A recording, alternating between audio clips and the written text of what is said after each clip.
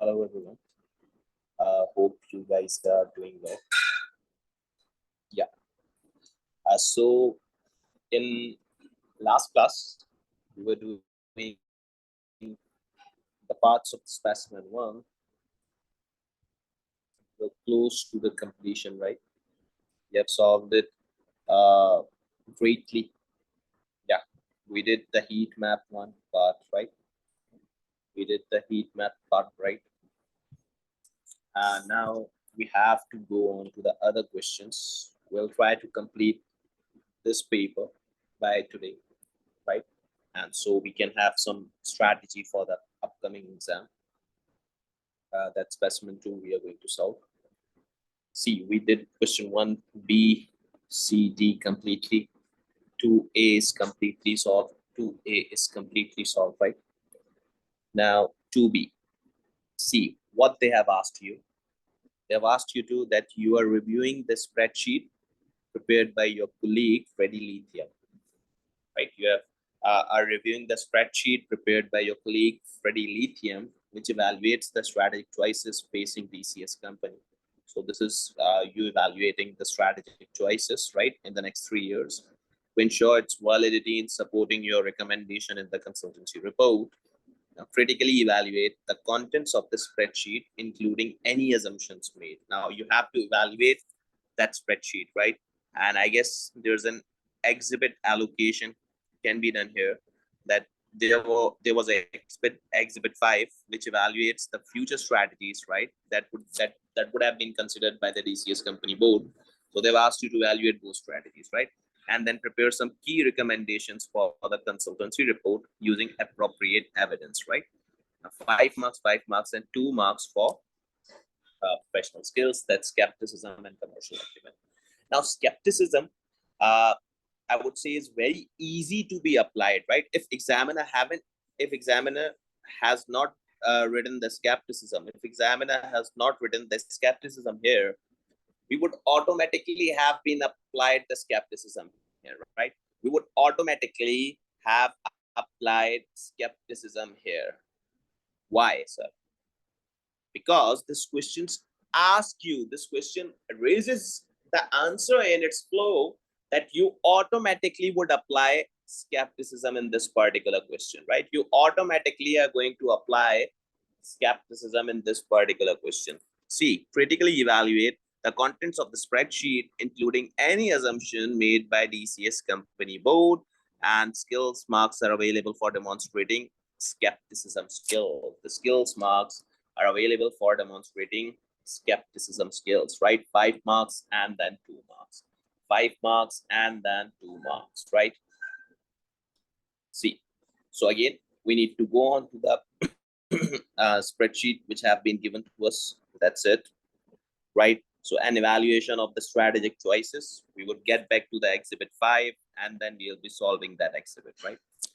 See, first strategy is to refocus. The refocus strategy is data communication is 1.5, and that's network and supply. So total for strategy 1 is this. Strategy 2 is realignment, right? Strategy 2 is realignment, and they have given us the probability of all the strategies, right? They have given us the expected value, I would say. So expected value of the network group. If anyone has covered F9, or I'll say FM exam, or I'll say AFM exam, right? Or I'll say AFM exam. If anyone has covered that, it would automatically give you the idea of expected value, right? Similarly, data communication, they have assumed 10% decline. So incremental cash contribution in this strategy is this. Then we have expected growth for the annual fixed cost, right? So expected value of the fixed cost, cash fixed cost savings, which we have got, that was given in the question. Then net additional fixed cost, cash contribution, incremental fixed cost, right? Incremental net cash contribution from strategy 2. So here it is, and cumulative payback period is 2 years and 11 months. Cumulative payback period is 2 years and 11 months, right? So it's like that, right? It's like that. Now, See here, you have to apply skepticism, right? You have to challenge them. You have to ask them that why they didn't consider any third strategy, just like why they didn't consider the nothing strategy or the do nothing strategy, right? Why they didn't consider that. Ask them why the hell they didn't consider that, right? Where they got these probabilities from. You're challenging them, right? Why they've assumed the 10% decline, any source of that 10% decline, right? Any source of that 10% decline. You haven't got that. You haven't got that, right?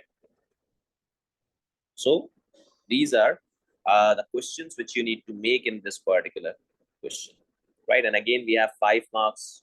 So that was particularly the difficult DS requirement and student faces. If the teacher is not guiding them, they won't be able to skepticize this, right? So it's one of the difficult requirement. Therefore, I have taken a separate class to solve this so that you should be free, right, for attempting this.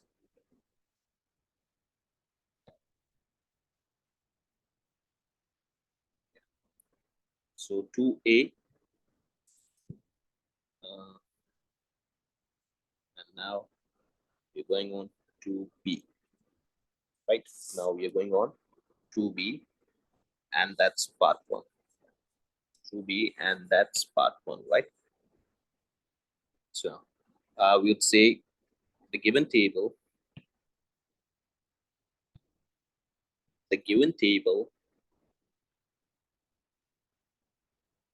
makes number of assumptions, right? They have asked you to challenge their assumptions. If you read the question carefully, they have asked you to challenge the assumptions. The given table makes number of assumptions, and these are as follows. And these are as follows. Now, what are they? Just let them know, right? First thing, that the do nothing strategy, the do nothing strategy is not considered an option, right? So the do nothing strategy is not even considered an option. Now ask them why. Ask them why they did this, right? Why they did this, right? Option by the board.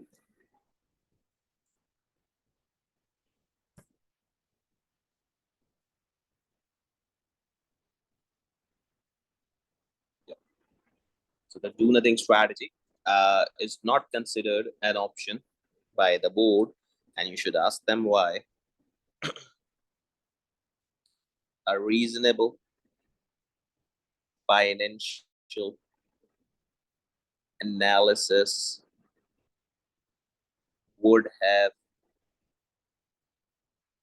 confirmed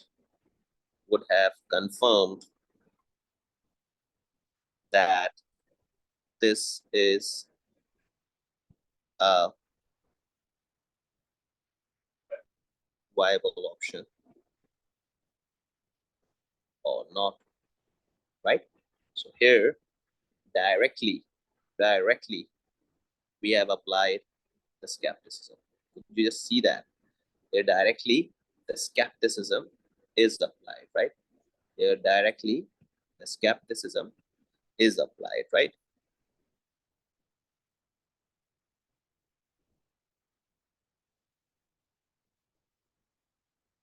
Similarly, other assumptions. See, initially you have mentioned the assumptions here. So any other assumptions? Yeah, the decline in revenue. The decline in revenue. Why you have estimated the decline, right? The decline in revenue of 10% requires valid justification, right? Requires valid justifications, right? As they are indicative, of future trends, right? In cash contribution. They are indicating the cash, right? So they requires valid justification here. Now asking this is again a skepticism, right? So future trends in cash contribution, right? In cash contribution. Apparently no justification is given, right? Apparently no justification is given, right? Apparently no justification is given here, right? What could other points, right? What could other points we could raise here? Similarly, assuming fixed cost to be constant. Now here, an element of questions needs to be raised, right? So assuming fixed cost to be uh, uh, being constant, for all 3 years, at least they must be upgraded to the inflation, right? If you can see that they have kept they kept uh, fixed costs being constant, right? See, they are the constant, right? They are the constant things right here.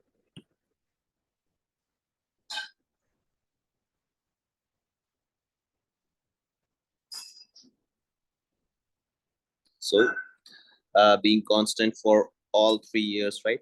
Being constant for all 3 years here, right? You could challenge this. in in real terms, the fixed cost would change year by year. It would change year by year, and it would be, now see, the skepticism, the best skepticism, the recommendation stage, right? And it would be better assumption, at least update fixed cost at inflationary level, right? Update fixed cost at inflationary level, right? At inflationary level, right? Update fixed cost at inflationary level, right? So that would be a better thing. Now here, the recommending phase, that's perfect skepticism, which examiner likes that much, right? Which examiner likes that much. I'm circling the parts in which the skepticism is applied, right?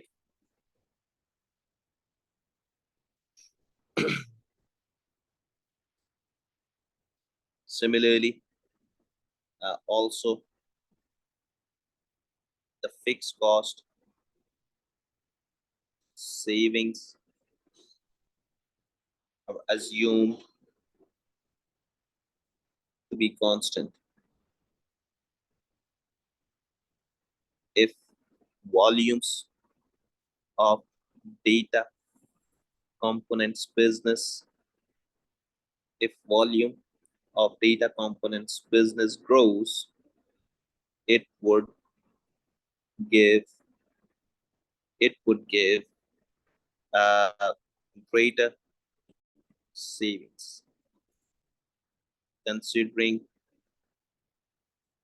uh, the same savings over the years seems inappropriate. Seems inappropriate. Seems inappropriate, right? Also, other issues, yeah, the time value of money. The time value of money is not accounted for in spreadsheet. that also seems to be an issue, right?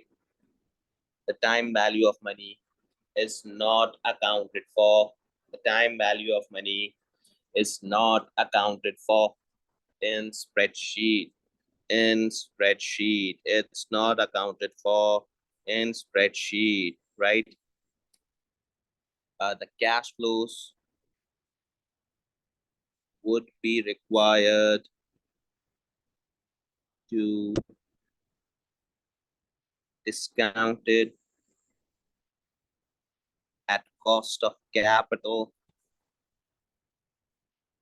which considers which considers risks, right, of business, which considers risks of business, right?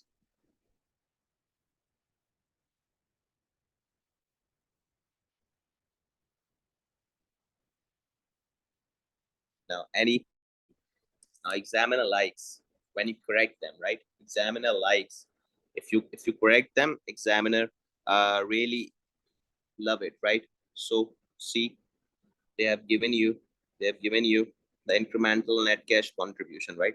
They have given you the incremental net cash contribution, right?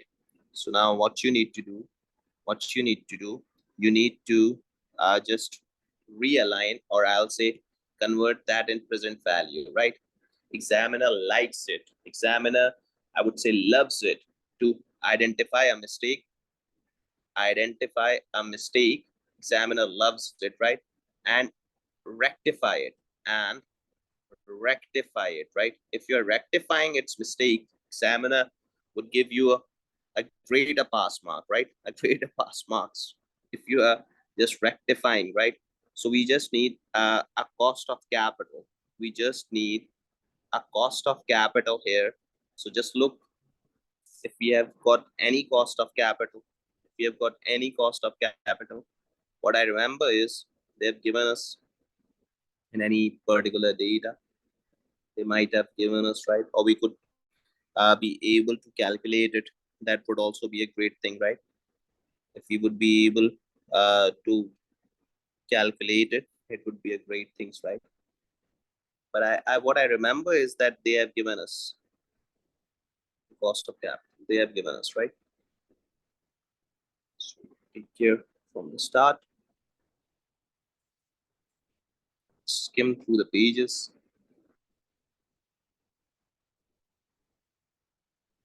Not in the requirements, right?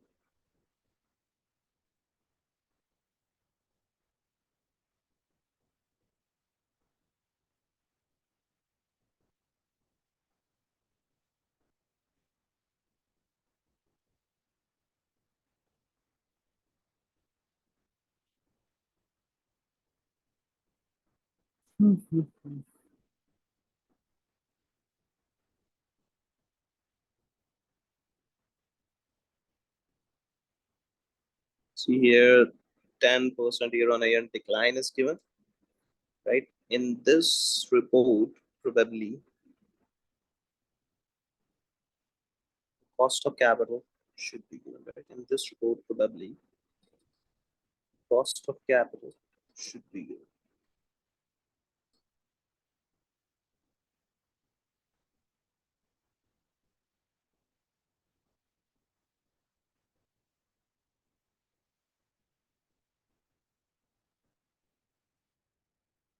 Yeah, see here it is currently geared at a cost of capital of 12%. So here it is, it's given.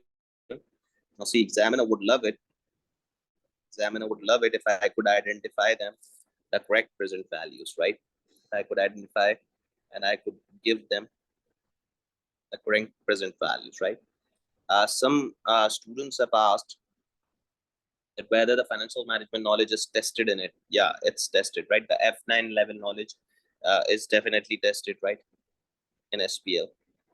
So net incremental cash flow, and that's minus 0.09, minus 0.018. And what was next? What was next? It's 0.117, right? 0.117.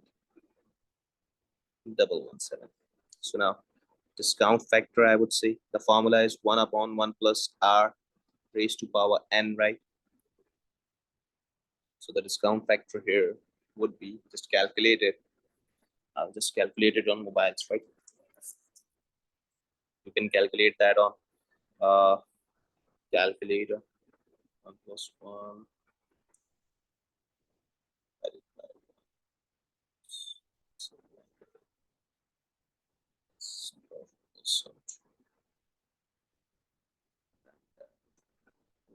Raised to power 2. So it's for the first year, it seems raised to power 1 would be 0.892 here, and raised to power 2 would be 0.797. Talk about 3 digits, right? And 0.711. I just incorporated here r equals to 12%, and equals to years, right? So it's gonna be 0.09 into 0.892. It's 0.080 minus 1, right? 0.018 into 0.797. So it's going to be minus 0.014 and 0.117 into 0.711. So it's 0.083. So let's just deduct 0.014 minus 0.080. So it's round. NPV is around minus 0.011. Or if we could convert it into millions, so it seems to be 11,000, right? It seems to be 11,000. Now see, examiner loves this. Examiner loves this, right? So this means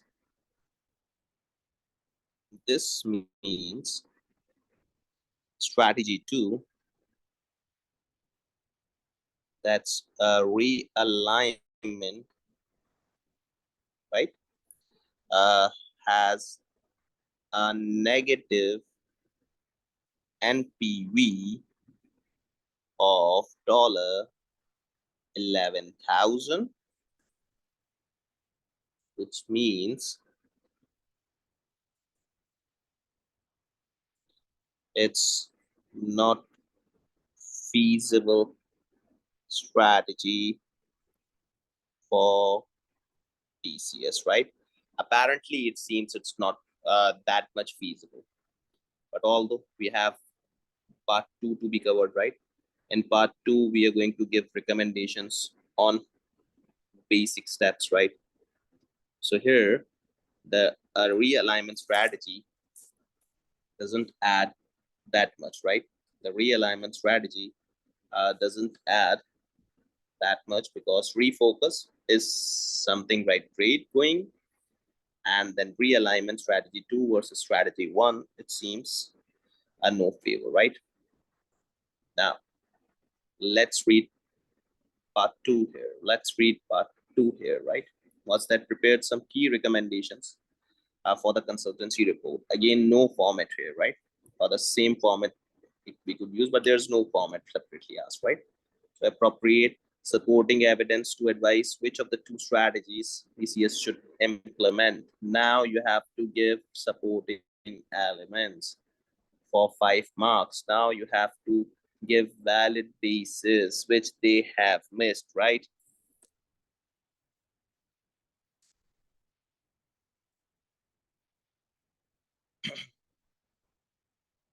Now, what we could do, we could just start with a, now here your commercial sense would prevail, right? Here the requirement, even if skill is not being tested, the commercial acumen, if it's not tested, the automatic skill that has been applied in this requirement is commercial acumen, right? Is commercial acumen will prevail here, because you have to justify your sense here that which strategy, if you would be having that particular position, what you would have been doing. So the pure financial evaluation, the pure financial evaluation in B above shows that, or I'll say above shows that, right, it shows that DCS should not,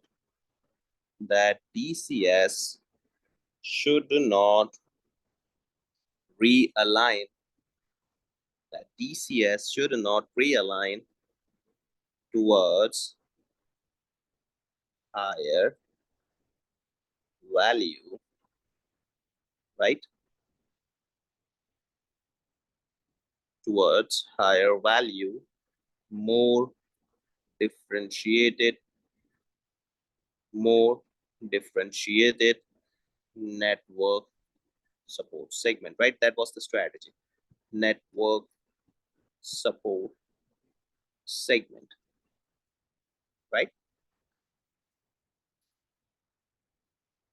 Now, but sometimes not only financial evaluation is considered, the broader benefits, right? You could write about the broader benefits that we would be expanding our horizons in a new market if we would just refocus. So that means we are operating in the same market and applying our capabilities at the next level, right? But you could ask here that we should not be just considering the financial evaluation, right? So, however, now you challenge your own statement, right? Strategic, however, strategic and broader business benefits, right? And broader business benefits, right? And broader business benefits to be gained from,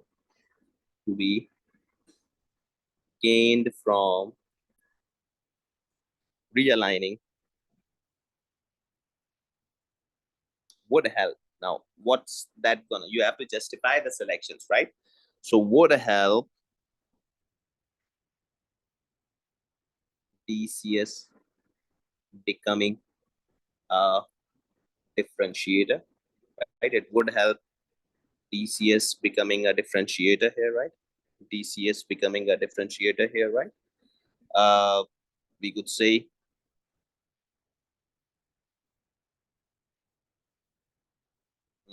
along with that, DCS could operate in the same market, right? In the same market, actively being high volume, low margin, right? Being high volume, low margin business. So that means being a differentiator, you could also focus on your existing business, right? That means refocus is part of realignment. If you're just doing refocusing, that means you are just focusing on that previous era you have been, right? But if you're focusing on realignment, that means you are going on to the new horizons, and along with that, you have been able to focus on the existing products you are going to offer, right? So that means it would give you an idea of the both strategies, not just focusing on one particular segment, right?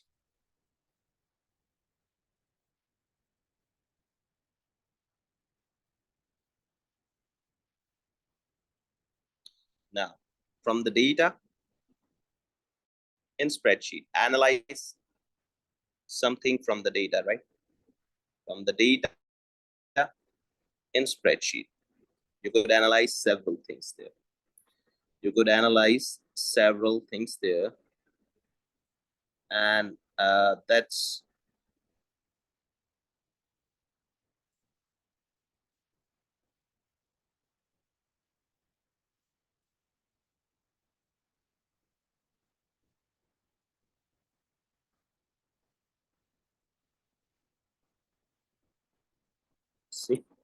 this network supply and support, right? It's part of the fixed cost, right? It's part of the fixed cost, right?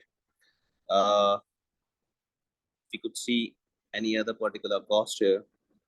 Yeah, any other particular cost here. So it's cost of sales that have been increased, that increased such higher with higher proportion, right? With higher proportions, right? So 4.75, 6.80, the revenue is increasing, but the cost is increasing, uh, greaterly, right? So in exhibit 3, I would say spreadsheet uh, of exhibit 3, of exhibit 3,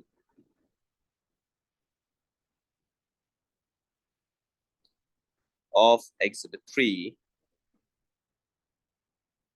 it seems that, right, it seems that manufacturing cost is one of the key problem for DCS. The key problem for DCS, as it have increased, or it has increased in higher levels, in higher proportion than revenues, right? Than revenues.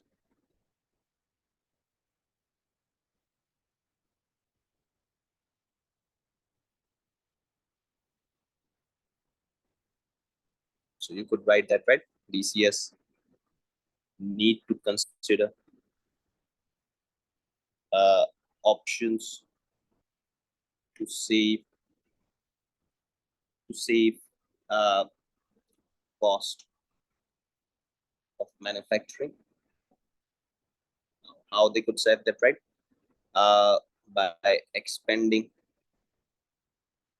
supplier network. They currently deal with, right, only one supplier, so they could expand their supplier network here. Now, this is commercial sense, right? They could expand their supplier network, right? Bulk purchases, etc. That's how you could save your cost, right? That's how you could save your cost, right? Also, DCS could be uh, a provider of disruptive, right, technology. I've taught that in Silver. Disruptive technology could be a provider of disruptive technology in market, rather than getting impacted by disruptors, rather than getting impacted by disruptors, right? Rather than getting impacted by disruptors. Uh, Considering big data in its product determination would be would be allowing DCS gaining competitive advantage, right? So usage of big data at DCS would be allowing them to get competitive advantage, rather than their competitors should use that and get the competitive advantage, right? Rather than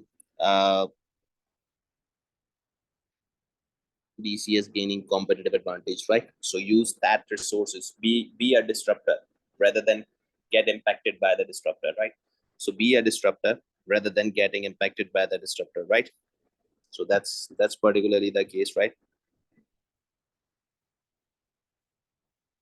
Now see how I would justify the realignment strategy.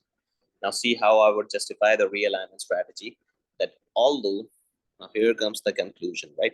Here comes the conclusion, right? Although DCS would face negative NPV. DCS would face negative NPV, right, of 11,000 for next 3 years, right? We have considered the next 3 years, not beyond that, right? Not beyond that, right? So next 3 years, right, which does not satisfy the strategy, which does not satisfy the strategy on financial grounds, right? Which does not satisfy the strategy, which does not satisfy the strategy on financial grounds, right?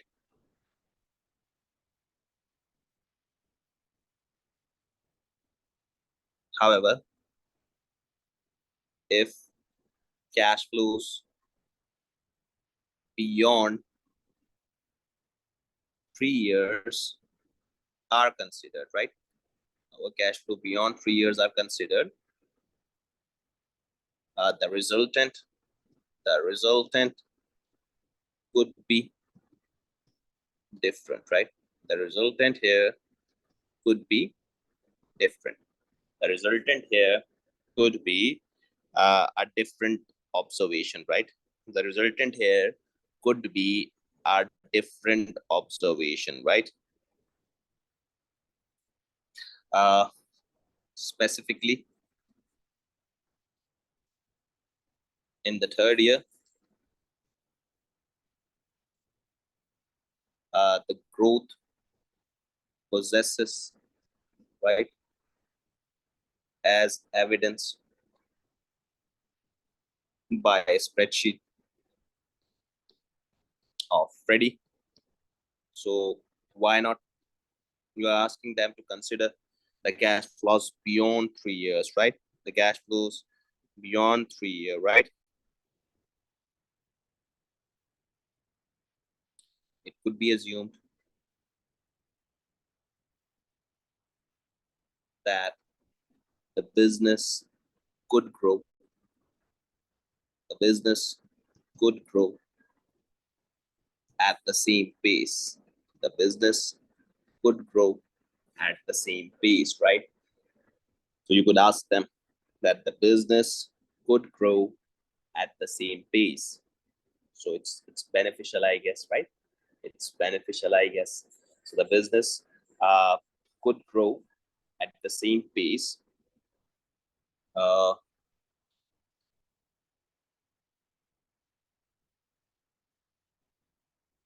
and would make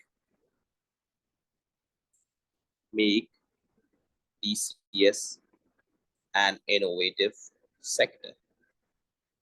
So it would allow DCS to be the innovators, right? It would allow DCS that would be the innovators. Now, therefore, now to and considering refocus or realignment, right? Considering refocus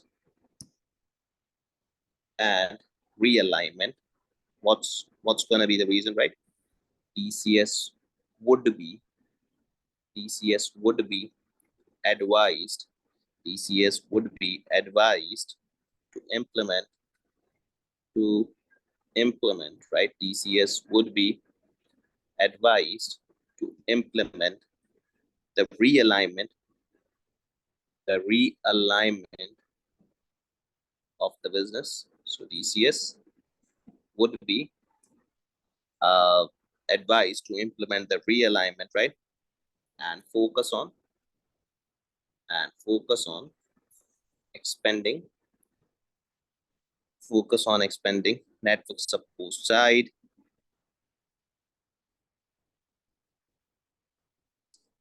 although the NPV is negative, but we are asking them to do that, right? We are asking them to network support side, spending network support side of the business by investing in necessary items at the staff cost, at the anything. So they could just ask to grow by investing in the necessary items, right? They could be asked to grow by investing in the necessary items, right? So now this was one particular difficultiest requirement, and we have got that, and we have got that perfectly, right? And we have got that perfectly. Any questions till now, guys? Students attempting live class.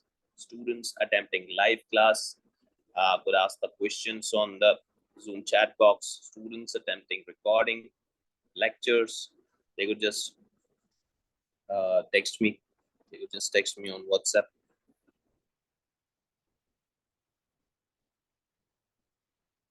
Right?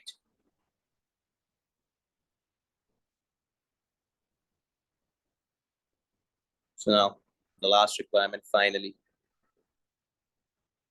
See, this was our plan, right? To complete the 3 DCS, the 3 specimens, right? Which we are near to completion of first and the second and third, and then the marking inside block, right? So after this, we will be habitual of attempting the SBL papers, right? We will be habitual of attempting the SBL papers. And that's going to be great here, right? That's going to be great here. So we got this. Now, next requirement, what is it? Let's have a look. That's also done. And now we go through this prox 18 marks questions are left, right? Prox 18 marks questions are left. Guys, they are asking you to use appropriate analysis, right? Stakeholder analysis model, and categorize them into the power and interest, right? Engaging them, and them should have changed after DCS being a public company. Now, what they want you to compare the power and interest. Now, what exactly they want, right? It's the perfect general requirement. They want you to compare the power and interest of shareholders, employees, and lenders, of shareholders, employees, and lenders before. They want you to compare the power and interest before flotation and after flotation. Like before flotation, what was the power and what was the interest of shareholder? And after flotation to the public company, like before, like when it's private company and when it's public company, you need to compare all 3 stakeholders. You need to compare all 3 stakeholders. And then staff satisfaction survey, that was a misconducted item right here. That was the misconducted item, that they just didn't met the confidentiality rules. They didn't met the confidentiality rules, right? And they just broke out the information of the survey. So we need to do that. And before that, I'll obviously give you, a stakeholder model review. I'll give you stakeholder model review. That's the Mendelow's models, right? That Mendelow's model. So let's just do that first. And then we'll be making, the answer, right? So on which page I've highlighted that model?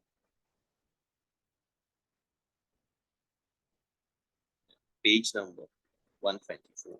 So let's go to page number 124 for my book. Is 4. Let's go on to the page number 124. So here it is. Stakeholder mapping model. Stakeholder mapping model by Mendelow. Now, what just it says, right? What just it says. I'm writing the done here because once we have completed that, and we'll be reading the theory. So I won't cover this, right? So I won't cover this. And why I won't cover this? Because it was already taught you while solving past papers, right? It was already covered by solving past papers. So now power is on the x-axis here. Power is on the x-axis and interest is on the y-axis, right? And interest is on the y-axis, right? So see, Nandelos suggested you that you have to place your stakeholders, and then you'll get the strategy. You'll get the strategy what to do with them. You'll get the strategy. You will get the strategy that what to do with them. You will get that. You will get that. Now, what you are doing, see, if your stakeholder has high power, and high interest in you, that means the stakeholder has the highest power and he is also taking the interest in the activities of yours, right? If your company, that means not in you, obviously. If your stakeholder has a high power and a high interest, so that means if your stakeholder has high power and high interest, so that means he's your key player. He's your major shareholder. See, if I would be, I would have been a major shareholder, right? So that means I have the power of that entity and I have the interest of that entity because I've invested them. So therefore, I'm taking interest on that entity also. Right? So it's major shareholders, right? It's major shareholder, and they are the key players of yours, right? Similarly, if any stakeholder that has high power, but low interest, they have high power, they could just destroy you, but they are not taking interest that much in you. And who are they? They're probably the institutional investors, those who have invested in many entities, right? Those who have invested in many entities with great sums, right? With great sums. So that means if they have invested that much, they could have the high power, they could destroy you, right? But they are not taking the interest because they have many companies. Right? Then low power and high interest. Now, those type of stakeholders, those who have very high power, those type of stakeholders, those who have very high power, but very low interest, very high interest, but low power, right? I was telling the vice versa. They have high level of interest, but they have low level of power, right? They have high level of interest, but they have low level of power. So since they have high level of interest, you could ask them for the keep informed phase, right? You could just inform them. Why? Because they are the interested ones in your organization. So you could ask them, you could give them briefer idea. You could make them keep informed one, right? They're the keep informed because they are taking the interest in your organization. So you should be informing them by public disclosure and all that. And those who haven't have any power, right? And those who haven't have any power, those who haven't have any power, and those who haven't have any interest, they are the minimal effort ones because they are not possessing any interest and they are not using any powers. They don't even have the powers, right? Just kind of pressure groups, the groups whom no one follows, right? If they have the followers, they have high power. But if the group is new, they do not have any power, right? Similarly, individual shareholders, if I bought one share, I could not just influence the company with my powers, right? I just one share. So it gives you a strategy that what to do with the shareholders or the stakeholders, those who have high power, high interest, right? What to do with the stakeholders, those who have high power, high interest. What to do with the stakeholder, those who have low power, high interest, low power, low interest, and low interest and high power, right? So you could just have a look into it. It was an easy model. CSR is being taught to you already. It's also a done one. Now, let's go to attempt the question. Now, let's go to attempt the question.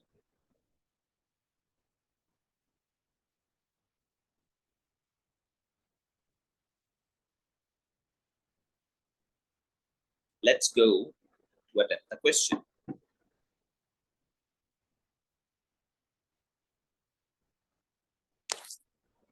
So it's I'll say 3A, the requirement name, stakeholder. I guess I've taught this model in the cheap kit also. There was also a question pertaining to stakeholder, right? So that stakeholder analysis.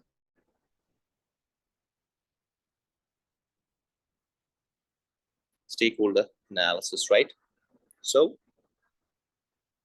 now see, consider requirement in your brain. Consider requirement in your brain every time. Consider requirement in your brain every time. So you have to compare before and after. You have to compare that, right? So using Mendelov matrix, right? Using Mendelov matrix, it can be established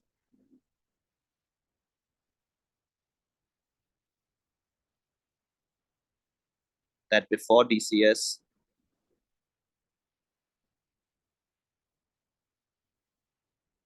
was listed,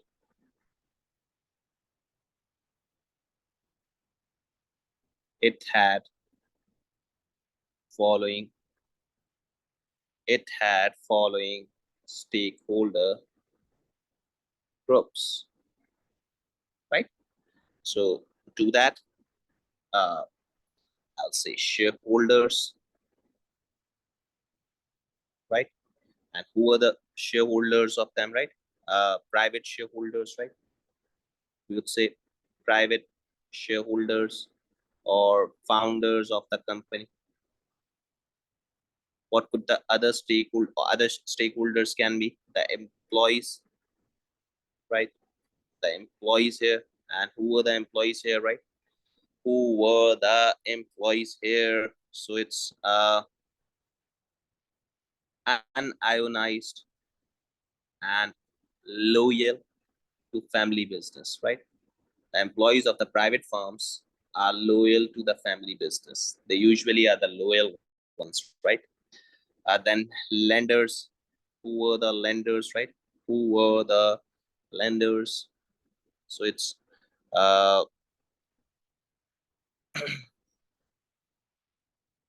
before they were private, so they were insignificant borrowings, right? Insignificant borrowings. And it's when it was, I'll say, before listed. When it was before listed, right? Now, after listing. Now, after listing, what's here? Before listing and after listing. What could be the changes here, right? What could be the changes here? Just think of it. Just think of it. What could be the changes here? Just think of it, guys. Think of it, right? Now, wider public, because now they are listed, right? So there will be a wider public being your shareholder, right? Because now you are listed, and once you are listed, anyone can buy your shares, right? Anyone can buy your shares, right? Similarly, employees, more skilled staff would be hired, right? More skilled staff would be hired, right? More skilled staff would be hired, right? And lenders, more borrowings, more covenants, more covenants, right? More covenants here, right? Now, in Mendelov model, because they have asked you to follow the model. So in Mendelov model, I would say before listing and after listing. Before listing and after listing. Now you have to categorize, right? You have to categorize these three. you have to categorize these three, right? These three. How would you categorize it? How would you categorize it? Just let us know. So before listing, I would say the shareholders, high power and high interest, right? Why? You could say high power, low interest. That's totally on you. Your answer and my answer could be different, but we both should have valid justification, right? But we both should have valid justification, right? But after listing,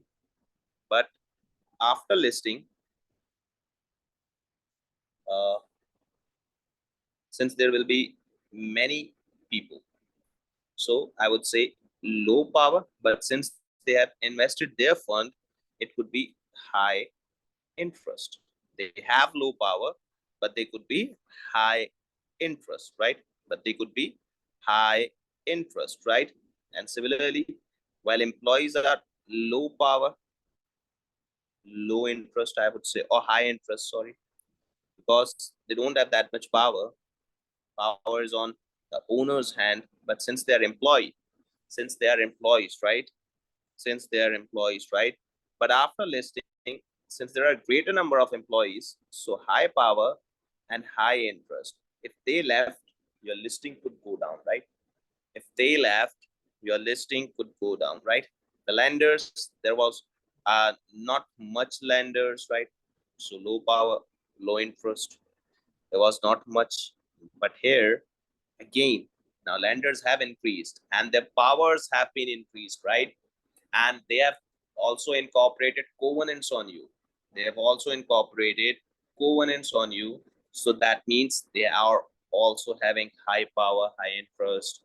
They are also having high power, high interest, right?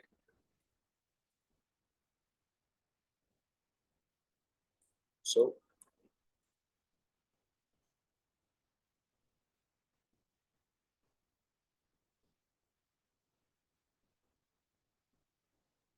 here we go. Now you have to define this complete story. Now you have to define this complete story uh, by writing also, right? By writing also. So shareholders. Now,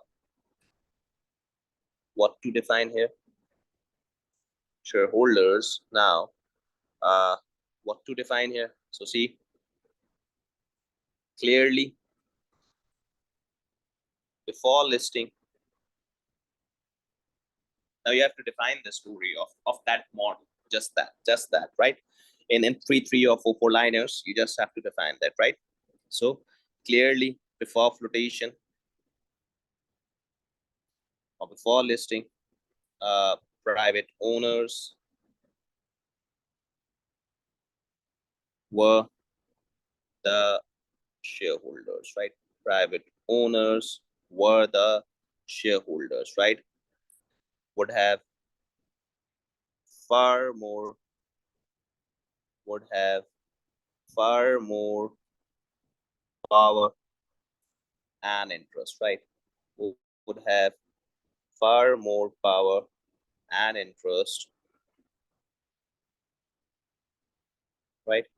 Then post listing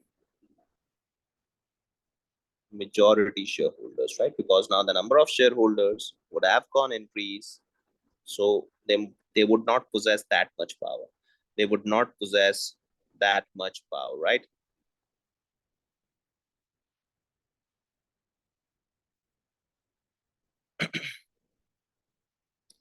uh, any lackness if you observe, right? So it was observed, I'm just referring this lackness was observed that no AGM is in place, right? Currently, but DCS has to develop a mechanism of reporting to shareholders as it's required by COCG. That's Code of Corporate Governance, right? That it's required by COCG. Now, employees. Now, employees, right? Now, what could employees do here? What could employees can be asked to do here? What could employees can be asked to do here? So, before flotation or before listing,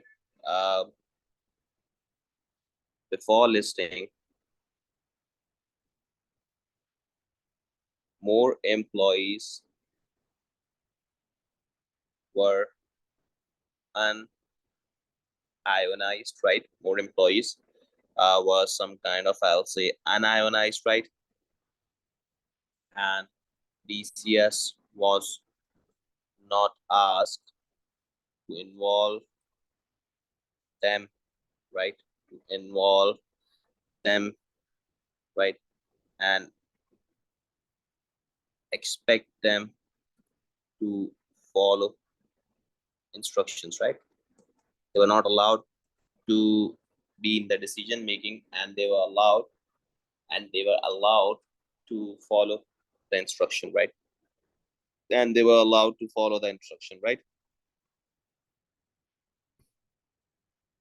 Now, post quotation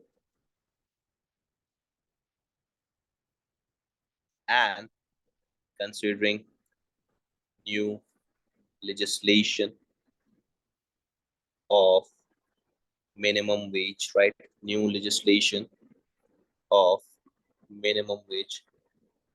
I'll say minimum wage and company pensions, right? And mandatory pensions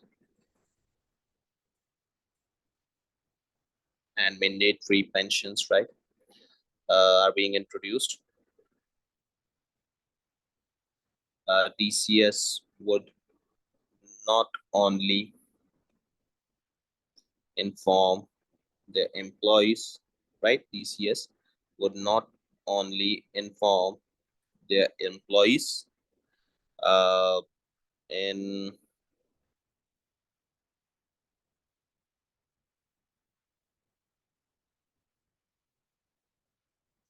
but also keep them satisfied, right? But also keep them satisfied. And why? To keep your employees satisfied. Why? To keep your employees satisfied. It's because the new legislation have gained them much power, right?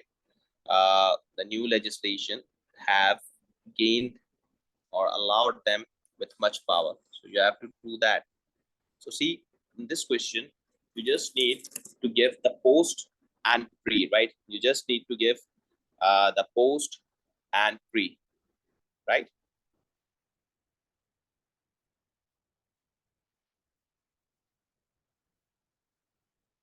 Any questions till now?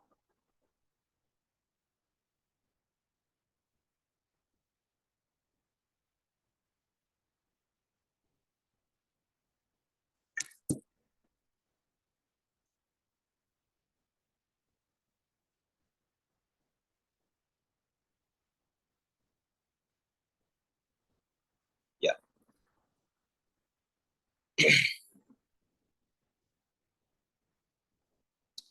Uh, before flotation, DCS was managed mostly by shareholder funds, right? Shareholder funds. It was DCS was mostly managed by shareholders fund, right? And had a few borrowings and had few borrowings and had few borrowings, right? So uh, they had the few borrowings here, right? So their power and interest was low. However, post-flotation, the borrowings have gone to much higher level and have raised lenders' power that much that they have placed covenants, right? That they have placed covenants on DCS. So you could assume now that the covenants have been placed, right? This would mean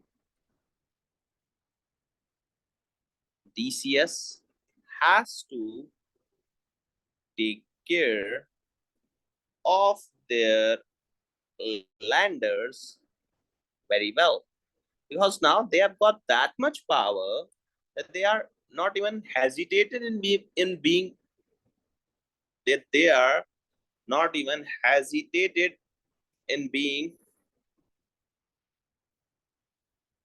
or informing that they are not even hesitated in applying the covenants, right? So now you have to give them appropriate information. You have to give them appropriate information, and that's how this question is also done. Part A is also done.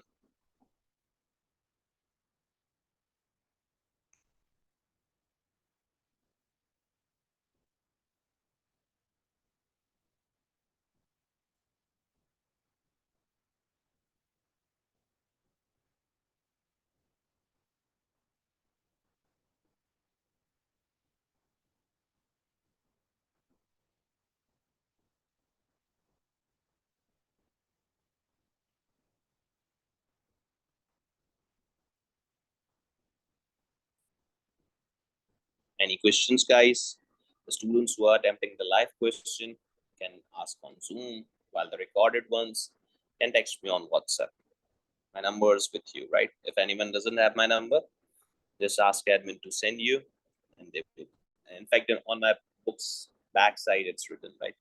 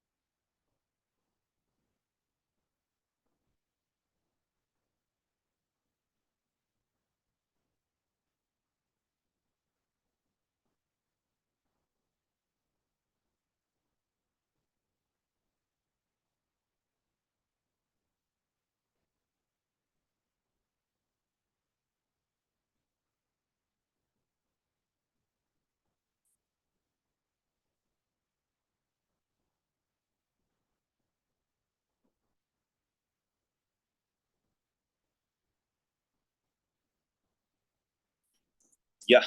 So last part, but not the least one, right? See, if you're attempting an SBL exam fully, it would give you, if you're teaching an SBL exam fully, it would take around 3 to 4 sessions teaching the topics also. And it would also require so many pages, right? You can just see the pages and my beautiful handwriting that has been established here. Yeah. The last one is criticize CEO and HR's director ethical and professional behavior, right? CEOs and HR's director ethical and professional behavior relating to the design, conduct and reporting to the staff satisfaction survey, skepticism skills. So they have done some unethical word. So whenever the ethics is being asked, the best way to answer is the code of ethics, right? Whenever the ethics is being asked, the best way to answer is the code of ethics. You must be remembering that objectivity, integrity, professional behavior, professional competence, and I'll say confidentiality. So just follow that, right? Just follow that. So now here comes professionally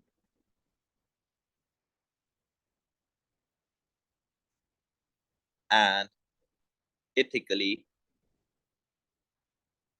there are some issues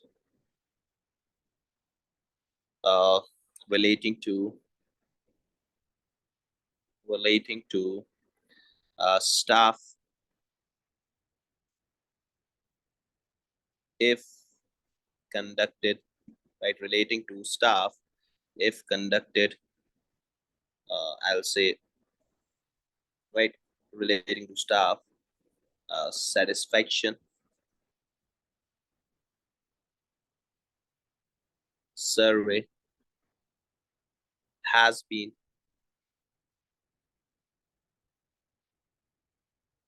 conducted, which we would like to highlight, right? I would like to highlight some issues here, right? I'd like to highlight some issues here, right? Uh, such surveys are beneficial for employees, right? Such surveys are beneficial for employees, right? And organizations. Yeah, they are beneficial for employees and organizations, right? They are beneficial for employees and organizations, right? If conducted properly, that's the requirement, right? If conducted properly. If it's not properly conducted, right, then it's not worth it, as it would give employees or organization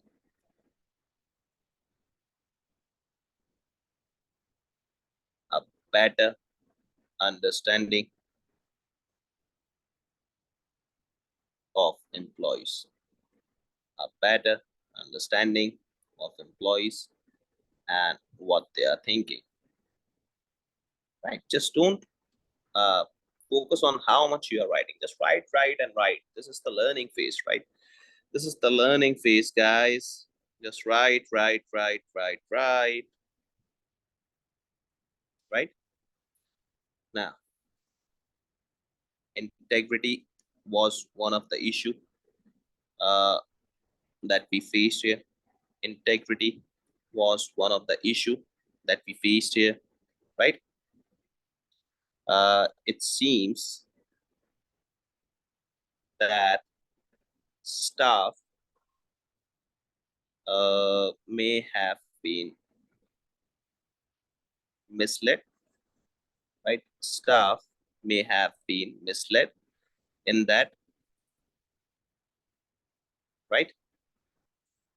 Uh, there were assurances given.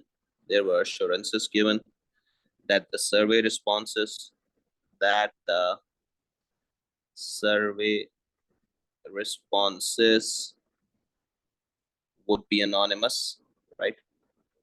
Would be anonymous, but the personal information, but the personal information required gives the impression, required gives the impression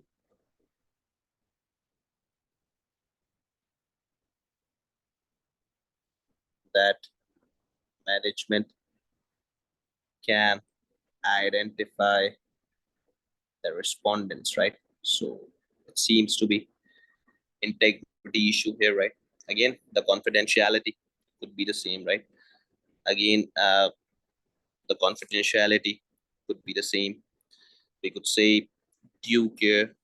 I would say professional competence was the issue here of managing this survey, and due care.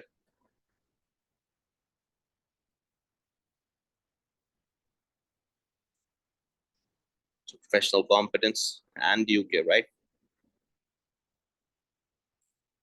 The design of the survey the design of the survey, and the way in which results were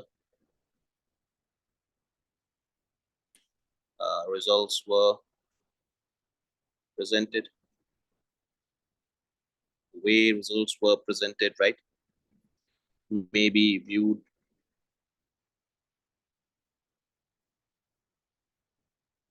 as unprofessional. It can be viewed as unprofessional, right? And it would surely not have achieved, because we have to apply skepticism, right? So what has been asked to achieve. So it would surely not have achieved what was asked to achieve, right? Confidentiality was the issue for sure. Confidentiality was the issue here for sure. What's that?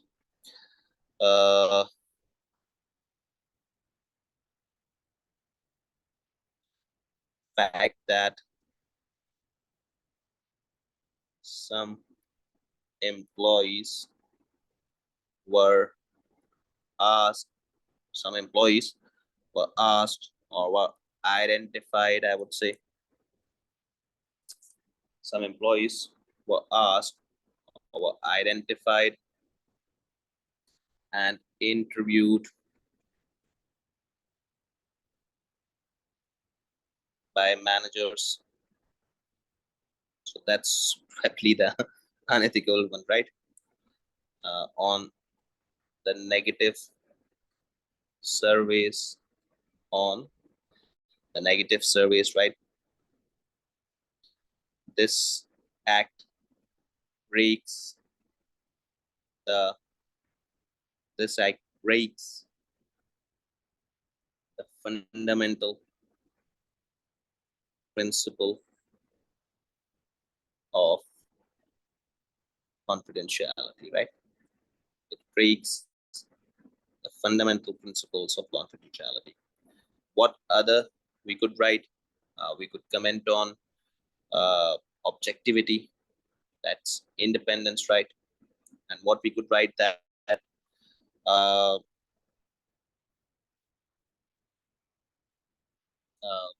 key areas on which staff showed concerns, right, might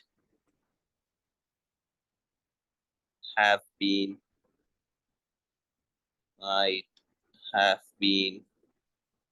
omitted. It might have been omitted from the survey,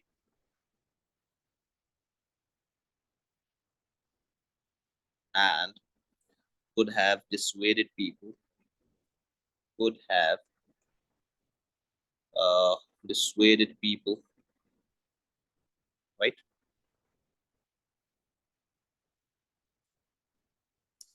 from giving negative feedback. So if you're not allowing them to give them negative feedbacks, if you're not allowing them to give them negative feedbacks, this doesn't seems to be this doesn't seems to be an objective survey, right? This doesn't seems to be an objective survey. The behavior could be also discussed here of the manager, professional behavior, that he asked them to switch the job or look for other job. So that's particularly one of the concerns, right? That's particularly one of the concerns, right? So apparently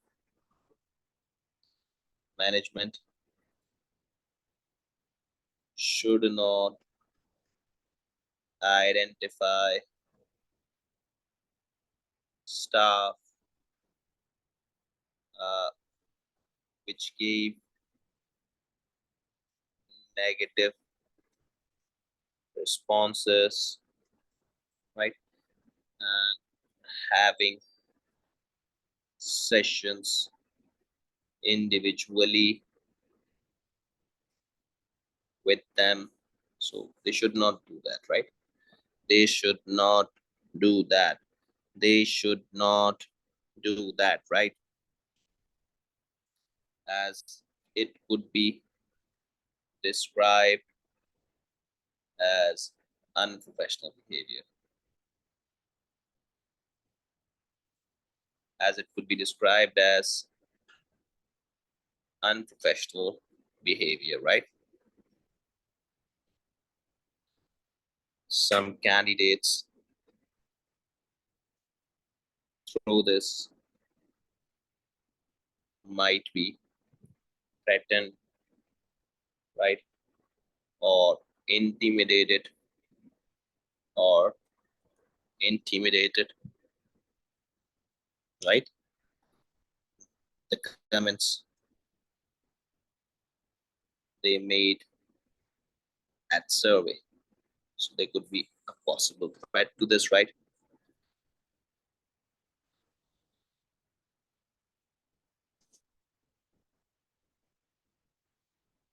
Since concluding comments, since staff was asked, what was said that it would be anonymous, then identification of negative feedbacks should not be allowed